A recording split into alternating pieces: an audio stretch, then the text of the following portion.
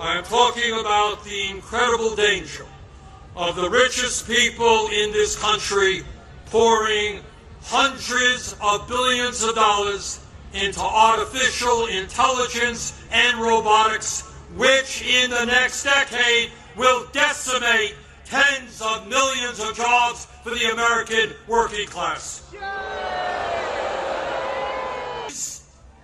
In every state in our country who are gathering today at thousands of rallies.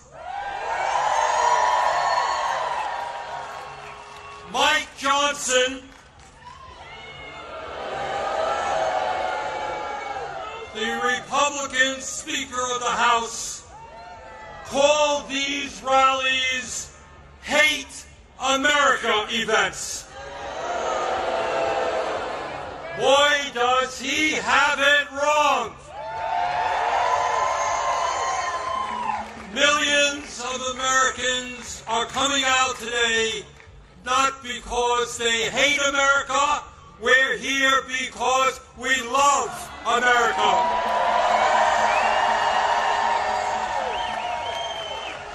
We're here because we're going to do everything we can to honor the sacrifices of millions of men and women who, over the last 250 years, fought and sometimes died to defend our democracy and our freedoms. In 1776, with extraordinary courage, the founders of our country announced to the world that they would no longer be ruled by the King of England, a king who had absolute power over their lives. They demanded freedom. And to bring that about, they fought a bloody war against the British Empire and the most powerful military in the world. Tens of thousands of Americans died in that 8-year war, but our forefathers fought on and they won.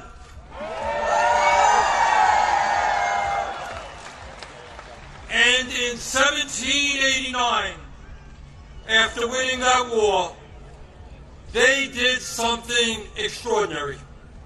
They established the first democratic form of government in modern history. They said loudly and boldly to the entire world, no more kings. In America, they said, we the people will rule. And today,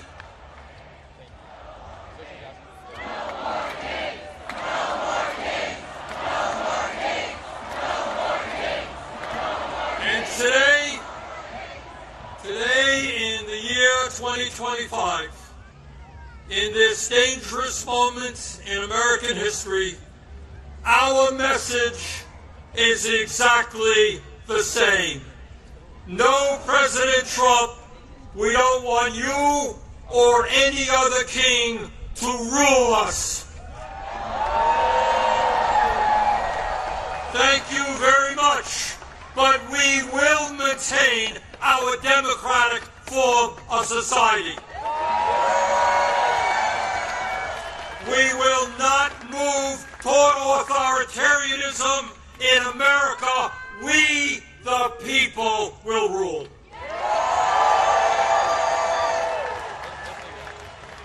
When he was sworn in as the nation's first president, George Washington called this attempt at self-government, quote, an experiment entrusted to the hands of the American people, end quote. My fellow Americans, in an unprecedented way, that experiment is now in danger. It is in danger when we have a president who wants more and more power in his own hands and in the hands of his fellow oligarchs. It is in danger when we have a president who claims that peaceful protests in Portland, Oregon, or Chicago, Illinois, is an insurrection, and calls in the U.S. military, and then threatens to arrest the mayors and governors who resist them. It is in danger when we have masked agents working for ICE, breaking down doors, throwing people into vans without due process, and taking them to God knows where.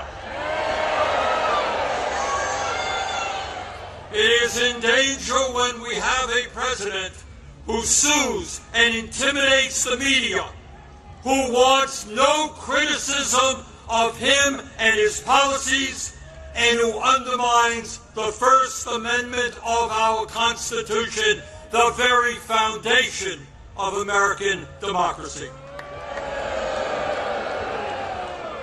Our country is in danger when we have a president who threatens to arrest or imprison political opponents who stand against him, including the Attorney General of New York State, a sitting U.S. Senator, and the Governor of California. It is in danger when we have a president who undermines freedom of thought and dissent at our colleges and universities, and who attacks law firms that oppose him in court. It is in danger when we have a president who threatens to impeach judges who rule against him. It is in danger when we have a president who ignores Congress, refuses to spend money that Congress appropriates, and takes away money from states who voted against him. It is in danger when we have a president who demands that states redraw congressional maps to ensure that his chosen candidates win future elections. It is in danger when we have a president who illegally fires tens of thousands of federal employees right here in Washington, D.C., and throughout our country, and rips up union contracts that workers have fought for and won. It is in danger when we have a president who grossly violates the Constitution by accepting gifts from foreign leaders, including a $400 million plane from the royal family of Qatar, and then allows that family to build an Air Force facility in Idaho. Let us be clear. This moment is not just about one man's greed, one man's corruption, or one man's contempt for the Constitution. This is about a handful of the wealthiest people on earth who, in their insatiable greed, have hijacked our economy and our political system in order to enrich themselves at the expense of working families throughout this country. Yes, I am talking about Elon Musk,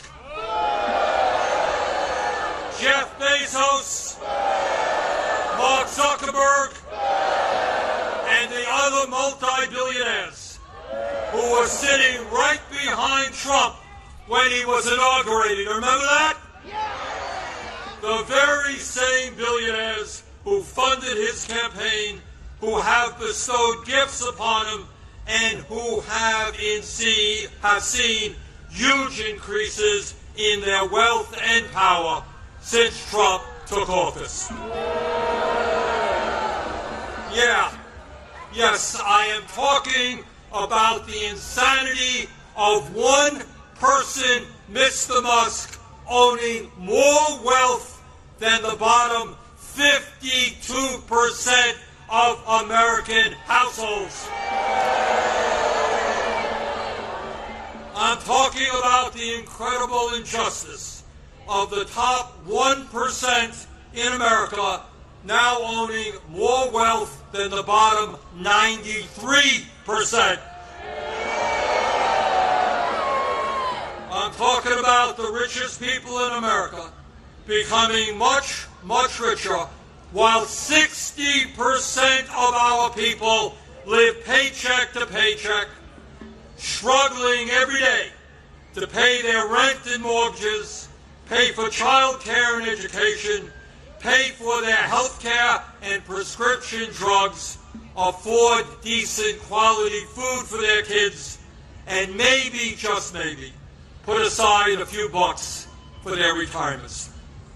I am talking about our nation, the richest country in the history of the world, having the highest rate of childhood and senior poverty of almost any major country on earth. I am talking about our great nation having 85 million Americans uninsured or underinsured, and 800,000 people who are homeless, including people a few blocks from here.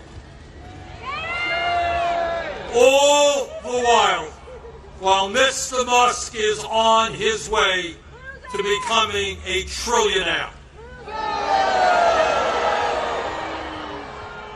I am talking about the incredible danger of the richest people in this country pouring hundreds of billions of dollars into artificial intelligence and robotics, which in the next decade will decimate tens of millions of jobs for the American working class.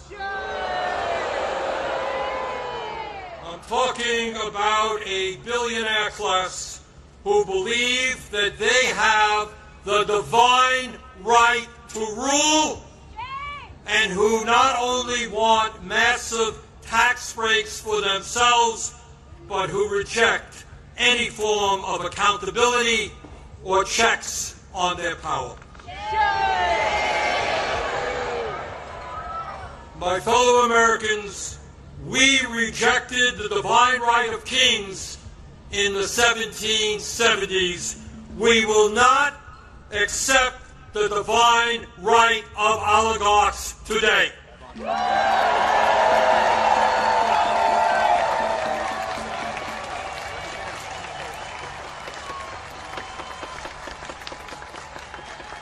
And now let's take a brief look at where we are today. Where we are today on the 18th day of a government shutdown, which is depriving millions of federal employees of the paychecks they desperately need and deserve. Let me cut to the chase and tell you exactly what this shutdown is all about. As a result of Trump's big, beautiful, disgraceful bill, which made massive cuts to Medicaid and the Affordable Care Act, 15 million low-income and working-class Americans are going to lose the health care they desperately need to stay alive. My friends, studies suggest that when you throw those 15 million people off of the health care they presently have, 50,000 of them will die unnecessarily every single year. 50,000 Americans will die unnecessarily every single year. But that's not all. As a result of that same terrible piece of legislation, over 20 million Americans are going to see on average a doubling of their health insurance premiums through the Affordable Care Act. In my state of Vermont, just the other day, people received notices from insurance companies that their health care premiums in some cases would triple or quadruple. And that is going on all over the country. At a time when we already pay, by far, the highest prices in the world for health care, millions of Americans are going to see outrageous increases in their health care premiums, which they cannot afford. Why is that happening? Why are the Republicans making a broken healthcare system, a dysfunctional healthcare system, even worse? Why are they bringing our healthcare system to the verge of collapse? We all know the answer. We all know the answer. It was to give $1 trillion in tax breaks to Mr. Musk, Mr. Bezos, Mr. Zuckerberg, Mr. Ellison, and the rest of the 1%. $1 trillion in cuts to Medicaid, and the ACA, $1 trillion in tax breaks for the 1%. That, my fellow Americans, is what this shutdown is all about. And let me be as clear as I can be. No, I will not vote for a budget that throws 15 million Americans off their health care.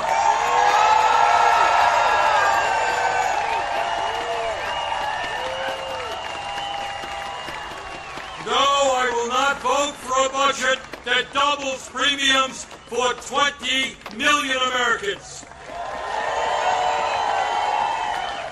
No, I will not vote for a budget that forces nursing homes, rural hospitals, community health centers to lay off staff and close their doors throughout this country. All to give huge tax breaks to the billionaire class. So today, right now, I say to my Republican colleagues, come back from your month-long vacation.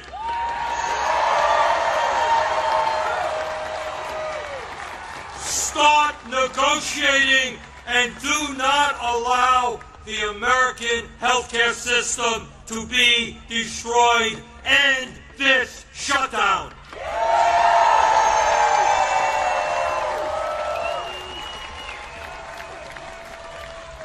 My fellow Americans, we are the greatest country in the history of the world. And when we stand together and don't allow demagogues to divide us up, there is nothing that we cannot accomplish.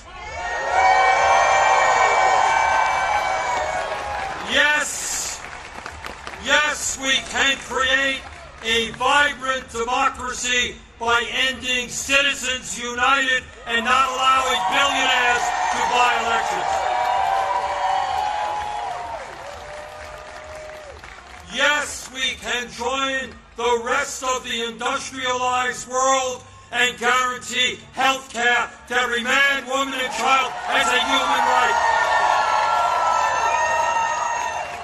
Yes, we can build millions of units of low-income and affordable housing and allow our younger generation to enjoy the American dream and own a home of their own.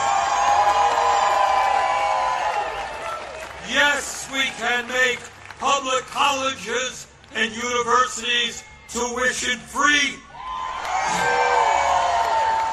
and have the best child care and public school system in the entire world.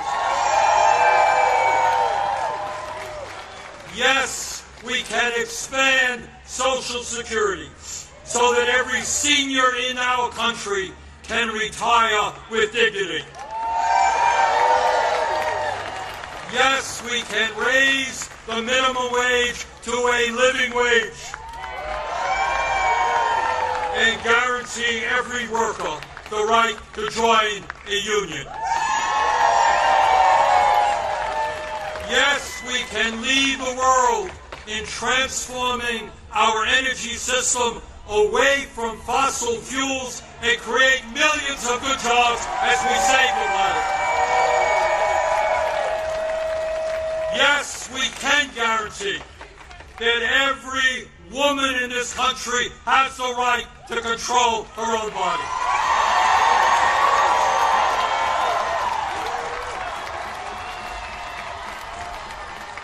Yes, we can have a foreign policy that guarantees that never again will American taxpayer dollars be used to starve children in Gaza or any place else.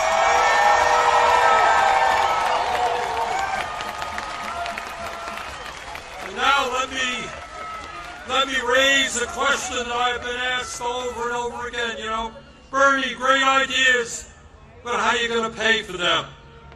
Great question. Thanks for asking. And here is the answer. At a time when the wealthiest people in America have never, ever had it so good, at a time when billionaires are paying an effective tax rate lower than a truck driver or a nurse, yes, the top 1% and large profitable corporations will pay their fair share in taxes.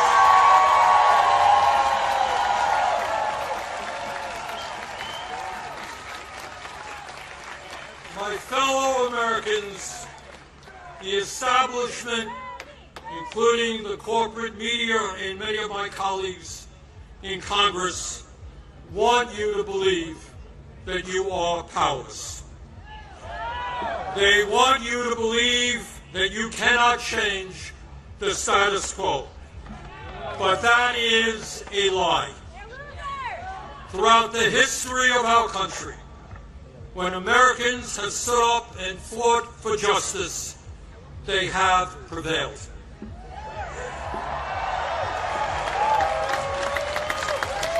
When the founders stood up to King George, they were told it was impossible, but they won.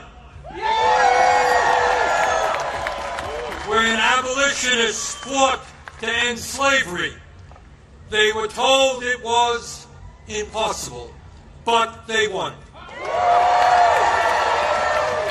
When workers organized to form unions and stood up to their bosses, they were told it was impossible, but they won. When women demanded the right to vote, they were told it was impossible, but they won. When black Americans fought to end segregation, they were told it was impossible, but they won. When the LGBT community stood up for their rights, they were told it was impossible, but they won. Brothers and sisters, they did it then, we can and will do it now. And how do I know that we will succeed? Take a look at this huge crowd right here in our nation's capital. But it is not just here, as I understand it today, October 18th, 2025, there are more people out on the streets in more communities all over our country than we have ever seen in American history.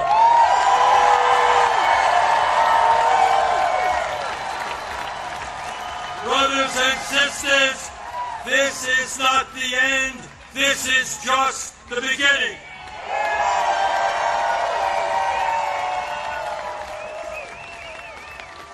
Together, when we stand united, when we don't allow Trump or anybody else to divide us up by the color of our skin or where we were born or our sexual orientation, when we stand together, we will create the kind of nation that you and I know we can become.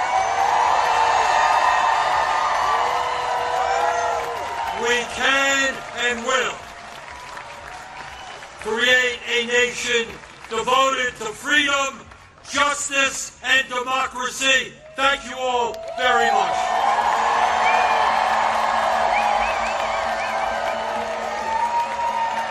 Millions of Americans gathered across the nation in rallies defending democracy and the principles on which the United States was founded.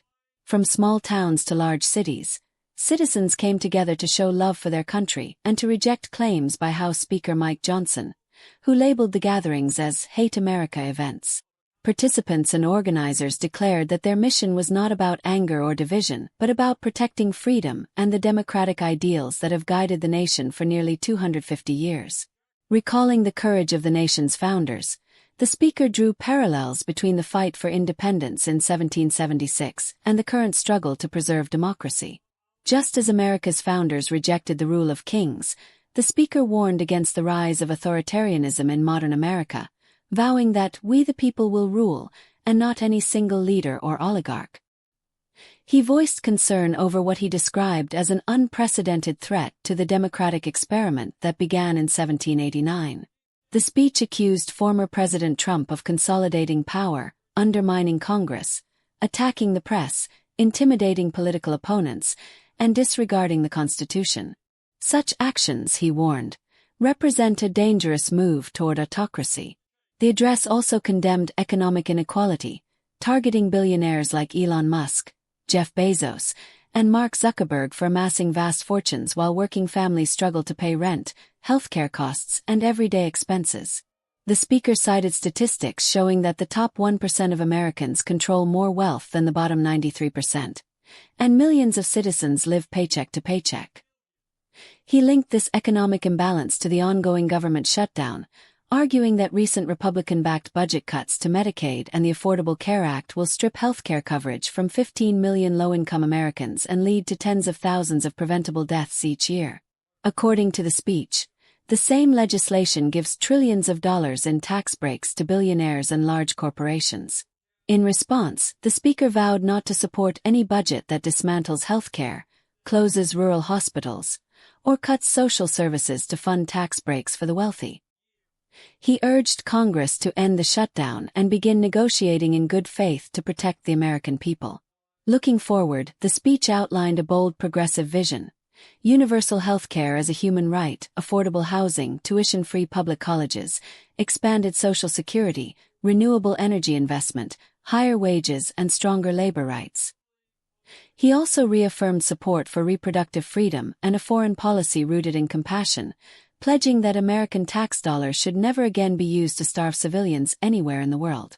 Anticipating criticism about how such programs would be funded, the speaker declared that the wealthiest Americans and large corporations must finally pay their fair share in taxes. He rejected the notion that ordinary citizens are powerless, reminding the audience that every major advancement in American history, from abolition to women's suffrage and civil rights, was achieved by people who were once told their fight was impossible. In closing, he called for unity, urging Americans not to be divided by race, birthplace, or background. Across the country, he said, people are rising up in greater numbers than ever before to protect freedom, justice, and democracy. This moment, he emphasized, is not the end but the beginning of a new era of collective action to build a fairer and more democratic America.